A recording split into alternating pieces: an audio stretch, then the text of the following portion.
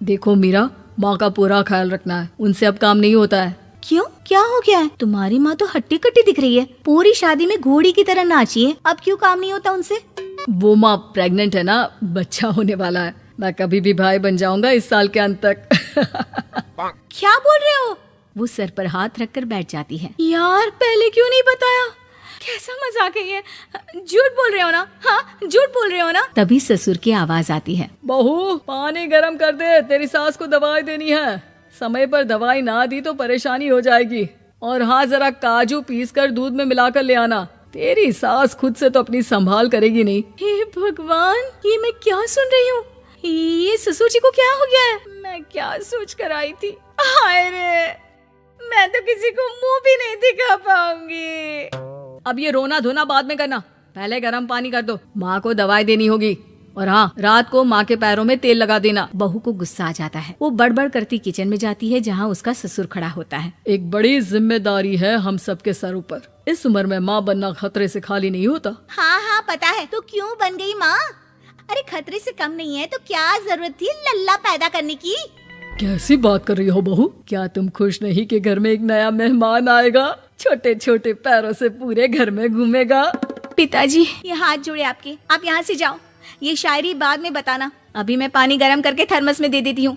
सारा दिन पिलाते रहो गरम पानी। और हाँ, ये बच्चे की बात बार बार मुझसे कोई नहीं करेगा। बहू का पारा अब चढ़ा ही रहता था। वो काम तो सारा करती, लेकिन किलस किलस कर। मीरा सारे काम से फुर्सत पाकर बैठी होती है कि माँ का फोन आ जाता है। बेटा, बहुत बड़ी जिम्मेदारी है तेरे सर पर, अच्छे से निभाना। ससुराल में हर किसी को खुश रखना वैसे तो मुश्किल है, लेकिन भगवान ही हिम्मत देता है बहू को हर कुछ सहकर सबको खुश रखने की। क्या बड़बड़ किए जा रही हो माँ? जानती भी हो कि यहाँ क्या चल रहा है? मेरी सास, अरे तेरी सास तो देवी है देवी। कितने खुश हो रहे थे सारे तेरी सूरत देख देख कर। पता नहीं जैसे बहू नहीं कोई मन मांगी मुराद मिल गई हो उन लोगों को। अरे बात तो पूरी सुनो। मन मांगी बुरा तो पूरी हुई है। अरे मेरी सास को बच्चा होने वाला है, प्रेग्नेंट है वो। क्या बकवास कर रही है मीरा? ये बात किसी को कहना मत। मुझे तो बता दिया, लेकिन अब अपनी जबान सिल ले। कहाँ है तेरी सास? बात तो करा मेरी। पूछू जरा, पोता पोती खिलाने की उम्र में खुद का बच्चा खिलाने का शौक कहाँ से आ गया? और आया भी तो बताना तो चाहिए था। अब क्या नाक कटाने के लिए हम लोगों से रिश्ता जोड़ा है? रुक, तेरे पापा से बात करती हूँ। मीरा फोन रखकर लेट जाती है। वो एक सपना देखती है कि उसकी गोद में एक बच्चा खेल रहा है।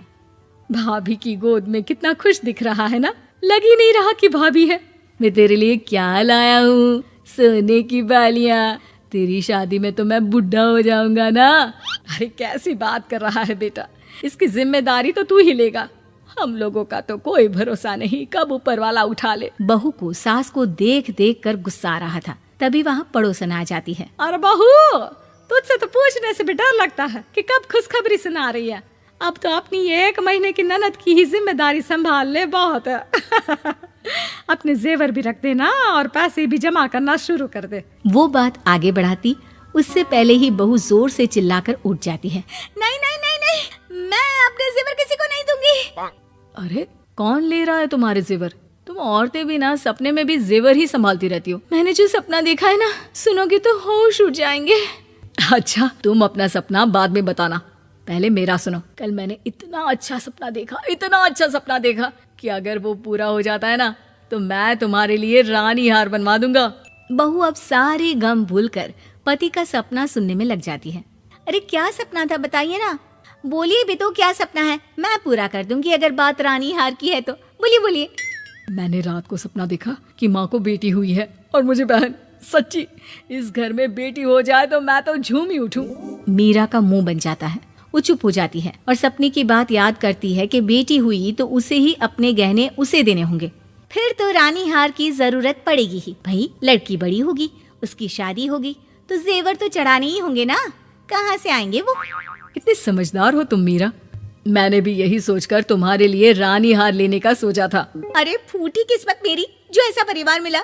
मेरे पापा की तो मैं अभी क्लास लगाती हूँ, जो सब जानते हुए भी ऐसे परिवार में मेरी शादी कर दी। बहू पिता को फोन लगाने ही वाली होती है कि ससुर की फिर से आवाज आती है। बहू, गरम पानी ले आ जल्दी, थर्मस में खत्म हो गया है।